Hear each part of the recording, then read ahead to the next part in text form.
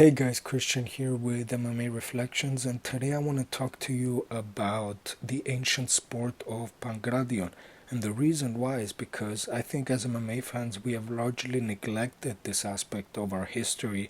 If you think about it this way, the UFC has been around since 1993. That's close to 30 years of competition, whereas in Pankration it lasted for over 1,000 years.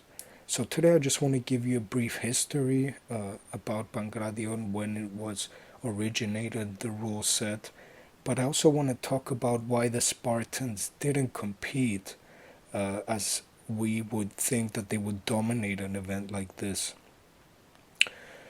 Okay, so the word Pankration can be broken down into the words pan and kratos, um, and it roughly translates to the one using all powers and means.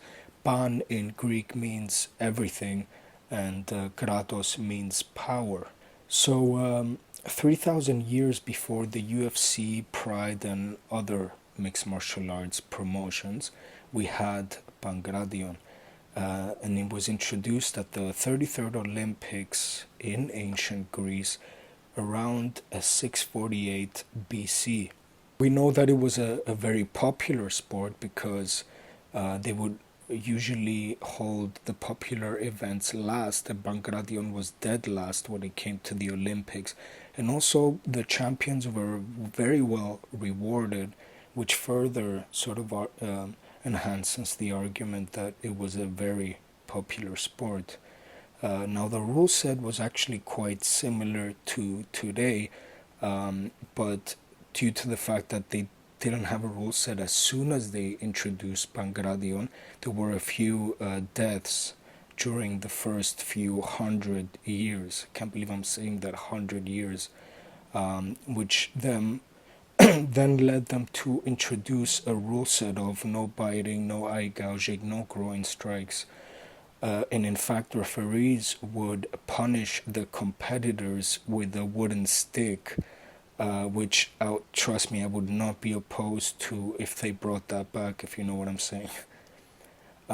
So what was interesting about the sport of Pankration was that it, in a lot of ways, simulated real life combat situations. We know that wrestling was used a lot during battle during those times. And in fact, a lot of the soldiers would lose their weapons in battle, and it was much more common than we think. One way in which we can tell this is from a number of quotes, and I'm going to give you a quote here from a man named Philostratus, who was an ancient philosopher and teacher at the time, and he had this to say about Pankration. Pankration and wrestling have been created because of their utility in real war.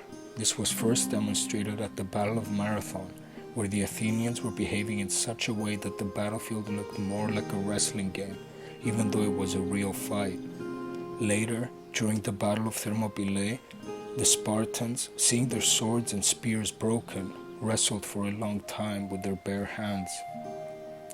So Greek soldiers were very skilled in close combat situations, and there's evidence to suggest that they would use a lot of wrestling during the battles, where they would have usually their strongest fighters in the front of the phalanx, and it was not unlikely that they would use a wrestling technique to tackle someone and then drag them back to the behind enemy lines, where they would pretty much have zero chance of survival. So I'm going to give you another quote here by a man called Mardonios, who was a Persian counselor to the king at the time, and he had this to say about the Greek form of warfare. Though the Greeks, I have heard, have the custom of engaging themselves in war in a mad way, without any judgment. Once they have started hostilities, they look to find the best place to fight, the most beautiful and the most unified. And when they have found it, they begin to fight. Now, A lot of the techniques they used we can easily recognize from contemporary mixed martial arts, such as a series of throws, chokeholds, and limb manipulations. Techniques such as the double leg takedown, the shoulder throw, the kimura, the Achilles lock, and even kicking techniques such as the front kick were all moves that were practiced by ancient Pankratyists. Now, I know what you're thinking.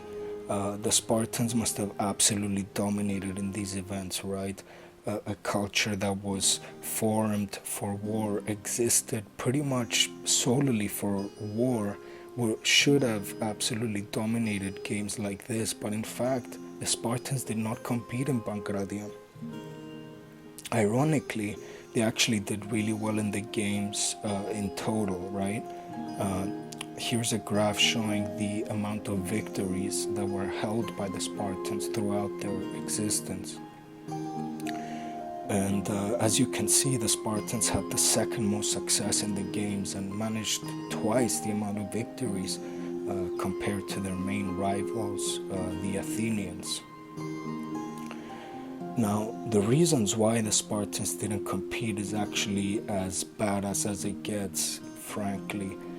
For one, a submission during a contest went against their ethics of conceding defeat during combat. And a submission in Pankration was usually signified by the competitor raising their their index finger up. I'm not going to edit that out.